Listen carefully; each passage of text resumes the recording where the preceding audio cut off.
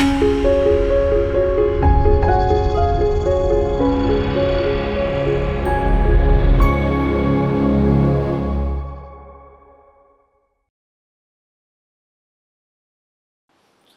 మాత్రం. నేను మీ జర్నలిస్ట్ నవత.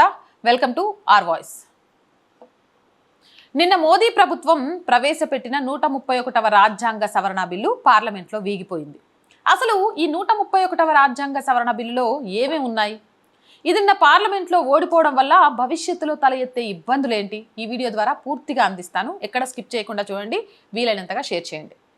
131వ సవరణ బిల్లులో ప్రతిపాదించిన ముఖ్యమైన సవరణలు ఏంటంటే, లోక్సభ సీట్ల పెంపు ఆర్టికల్ 81 సవరణ ద్వారా లోక్సభ గరిష్ట సీట్ల సంఖ్యను ప్రస్తుతం ఉన్న 550 నుంచి 850కి పెంచాలని ప్రతిపాదించారు. ఇందులో రాష్ట్రాలకు 815 సీట్లు, కేంద్రపాలిత ప్రాంతాలకు 35 సీట్లు కేటాయించాలనుకున్నారు. ఇక మహిళా రిజర్వేషన్ల వేగవంతం ఆర్టికల్ 334A సవరణ కింద 2023లో పార్లమెంటు మహిళా బిల్లు పాస్ చేసినా మహిళలకు 33% రిజర్వేషన్ అమలు కావాలంటే 2026లో తర్వాత జరిగే మొదటి జనాభా గణన మరియు ఆ తర్వాత నియోజకవర్గాల పునర్విభజన జరగాలి. అందుకని ఈ బిల్లు ద్వారా మొదటి జనాభా గణన జరగాలనే నిబంధనను తొలగించి అందుబాటులో ఉన్న తాజా గణాంకాలతో వెంటనే పునర్విభజన చేసి 2029 ఎన్నికల్లోనే రిజర్వేషన్లు అమలు చేయాలని ప్రతిపాదించారు. పునర్విభజనపై ఉన్న నిషేధం తొలగింపు ఆర్టికల్ 82 సవరణ 2001 నాటి 84వ సవరణ ప్రకారం 2026 వరకు సీట్ల పునర్విభజనపై ఉన్న నిషేధాన్ని ఎత్తివేయాలని కోరారు. ప్రస్తుతం రాజ్యాంగం జనాభా గణను ప్రతిపాదనగా తీసుకొని నియోజకవర్గ పునర్విభజన జరగాలి అని ఉన్నదాన్ని మార్చి దేని ఆధారంగా జరగాలనేది నిర్ణయించే అధికారాన్ని పార్లమెంటుకు కట్టబెట్టాలని ప్రతిపాదించారు. ఇక సీట్ల రొటేషన్ మహిళలకు కేటాయించిన 1/3 వంతు సీట్లు శాశ్వతంగా ఒక చోట ఉండకుండా ప్రతి పునర్విభజన తర్వాత మారుతూ ఉండాలని సూచించారు.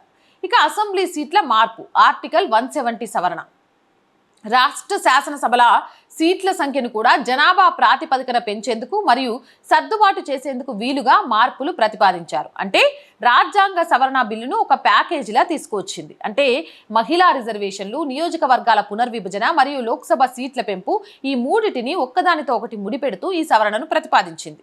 దీని వెనుక ఉన్న ప్రధాన కారణాలు ఏంటో తెలుసా? విడదీయలేని ముడి. రాజ్యాంగం ప్రకారం మహిళలకు 33% రిజర్వేషన్ ఇవ్వాలంటే ఏ నియోజకవర్గాలను మహిళలకు కేటాయించాలో నిర్ణయించాలి. దీనికోసం పునర్విభజన జరగాలి.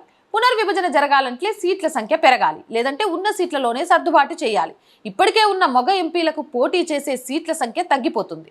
అందుకే ప్రభుత్వం వీటన్నిటినీ కలిపి ఒకే సవరణ తెచ్చింది. ఈ బిల్లులో ఉన్న 3 ప్రధాన లక్ష్యాలు చెప్పనా?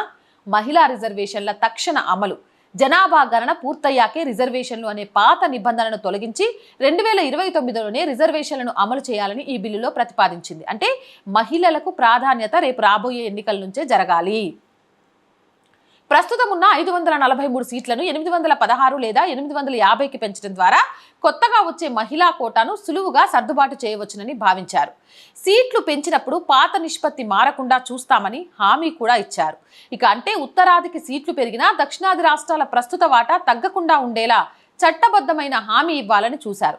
అంటే రాజ్యాంగం నిర్దేశించిన జనాభా ప్రాతిపదికన కాకుండా ఏ రాష్ట్రానికి నష్టం కలగని రీతిలో పార్లమెంటు నిర్ణయం తీసుకునేలా ఆ సవరణ ప్రతిపాదించారు. సరే, ఈ బిల్లు నిన్న పార్లమెంట్లో ఓడిపోవడం వల్ల భవిష్యత్తులో జరగబోయే పరిణామాలేంటి? 2029 ఎన్నికల్లో మహిళా రిజర్వేషన్లు అమలు కావు. ప్రస్తుతం రాజ్యాంగంలోని ఆర్టికల్ 334A ప్రకారం 2023 బిల్లు అమల్లోకి వచ్చిన తర్వాత జరిగే మొదటి జనాభా గణన, ఆ తర్వాత జరిగే నియోజకవర్గాల పునర్విభజన పూర్తయిన తర్వాతే మహిళా రిజర్వేషన్లు అమల్లోకి వస్తాయి. అంటే 2034 లోక్సభలోగా మహిళా రిజర్వేషన్లు అమలు కావు. మోదీ ప్రభుత్వం నేడు ప్రతిపాదించిన రాజ్యాంగ సవరణ బిల్లు 2026 ఉద్దేశం ఏంటంటే ఆర్టికల్ 334Aని సవరించి మొదటి జనాభా గణన జరగాలనే నిబంధనను తొలగించి వెంటనే పునర్విభజన ప్రక్రియను చేపట్టడం కానీ కాంగ్రెస్ మరియు దాని మిత్రపక్షాలను దీన్ని ఓడించాయి. దీనివల్ల పాత ఆర్టికల్ 334A యథాతథంగా కొనసాగుతుంది. ఉన్న 543 సీట్లలోనే 1/3 వంతు మహిళలకు ఇచ్చేయవచ్చు అని చెప్పేవారికి చట్టం గురించి తెలియదు లేదా వారు కావాలనే తప్పుదోవ పట్టిస్తున్నారు.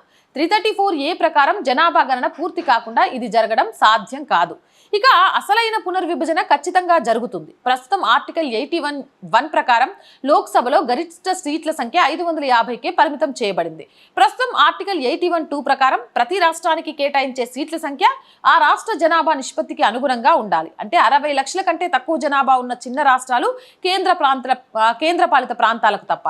ప్రస్తుత ఆర్టికల్ 82 ప్రకారం 2026 తర్వాత జరిగే మొదటి జనాభా గణన ఆధారంగా రాష్ట్రాలకు కేటాయించిన సీట్లను పునఃసర్దుబాటు చేయడం రాజ్యాంగపరమైన నిబంధన.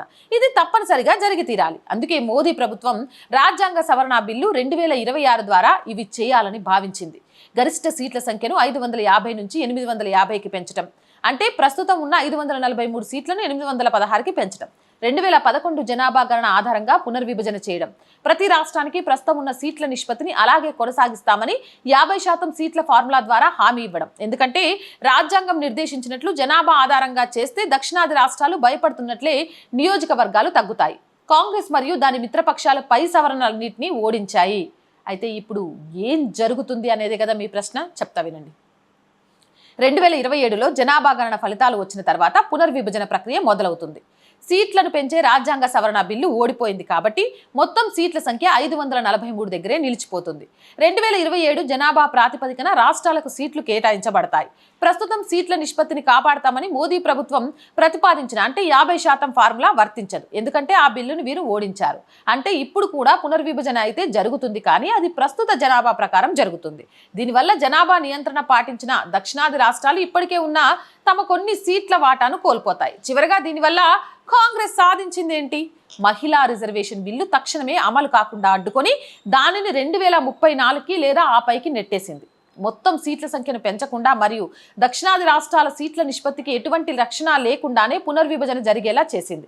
మోడీ ప్రభుత్వం ఎంతో ముందు చూపుతో ఆలోచించి మహిళా రిజర్వేషన్ల వల్ల ప్రస్తుత మగ ఎంపీ సీట్లు తగ్గిపోకుండా, అలాగే జనాభా ప్రాతిపదికన కాకుండా 50% ఫార్ములా తెచ్చి దక్షిణాది రాష్ట్రాలకు అన్యాయం జరగకుండా చేద్దామని తెచ్చిన రాజ్యాంగ సవరణ బిల్లు ఓడించి తాము ఏమైతే జరుగుతాయని భయపెట్టారో అదే అమలుకు పరోక్షంగా మద్దతు ఇచ్చినట్లు అయిపోయింది.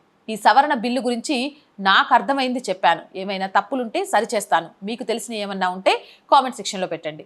అండ్ ఈ బిల్లు పాస్ అయి ఉంటే దక్షిణాది రాష్ట్రాలకు సీట్లు పెరిగే అవకాశం ఎంత, బిల్లు ఓడిపోవడం వల్ల జనాభా ప్రాతిపదికన సీట్ల కేటాయింపు జరిగితే దక్షిణాది రాష్ట్రాలు కోల్పోయే సీట్లు ఎన్ని అనేది ఇంకో వీడియో ద్వారా మీ ముందుకు తీసుకొని వస్తాను. జై హింద్, జై భారత్. మోర్ వీడియోస్ కోసం our group of channels, our voice, our political, our సంస్కృతి 3 ఛానల్స్ వెంటనే సబ్స్క్రైబ్ చేయండి.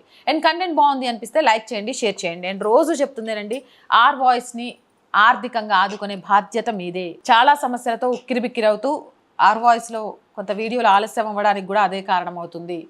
దయచేసి మీ తోడ్పాటు ఈరోజు ఆర్ వాయిస్కి చాలా అవసరం. చేస్తారు అని ఆశిస్తున్నా. మీరున్నారు కాబట్టి ఈ ఛానల్ ఉందని మరొకసారి గుర్తు చేస్తున్నాం. ఆర్థికంగా సపోర్ట్ చేయాలి అంటే సబ్స్క్రిప్షన్ పక్కనే జాయిన్ అనే బటన్ ఉంది. 1 to 5 లెవెల్స్ ఉన్నాయి. ఏదో ఒక లెవెల్లో సపోర్ట్ చేయండి. లేదా స్క్రీన్ మీద గూగుల్ పే, ఫోన్పేతో పాటు అకౌంట్ డీటెయిల్స్ ఉన్నాయి. మీకు తోచిన సహాయాన్ని అందించండి. వ్యాపార ప్రకటనల కోసం 8328500576 నెంబర్ని సంప్రదించండి. జై హింద్, జై భారత్.